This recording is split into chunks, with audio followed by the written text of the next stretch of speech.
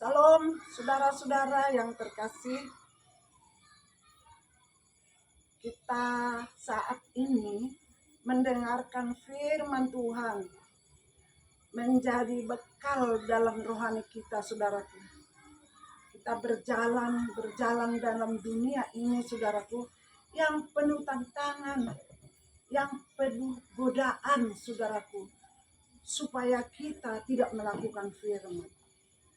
Saudara tahu, kalau kita tidak percaya kepada firman Tuhan, kalau kita tidak bergantung kepada Tuhan, kita tidak akan sanggup, saudaraku, berjalan dalam kebenaran. Karena yang paling mendesak adalah pikiran kita yang sia-sia, yang sudah duluan masuk di hati kita, saudara. Ini sangat penting kita perhatikan. Saudaraku, banyak orang mengira bahwa berkat Tuhan itu hanya uang. Banyak orang melihat kalau banyak uang seseorang itu bahwa mereka diberkati Tuhan. Tidak, saudaraku, tidak hanya uang.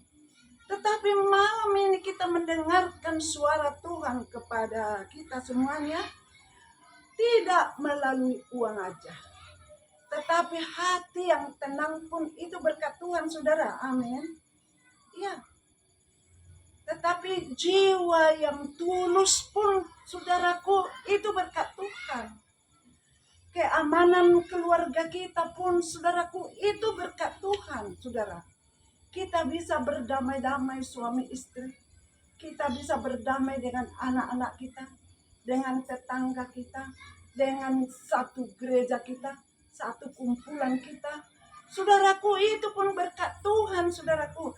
Jadi jangan mau seperti kebanyakan orang bahwa berkat Tuhan itu hanya uang. Bukan, saudaraku. Tapi kenapa orang selalu sikit-sikit uang, sikit-sikit berpikirkan uang? Coba kita simak pelan-pelan.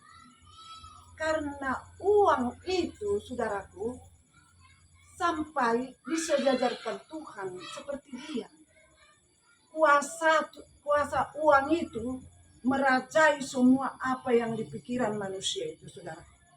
Padahal sebetulnya Tuhanlah yang harus merasai pikiran kita dan tindakan kita. Tetapi orang selalu bergeser dari Tuhan, yaitu kepada uang. Uang ini dijadikannya semua dalam kehidupannya. Sehingga, saudaraku, imannya payah bertumbuhlah, saudaraku.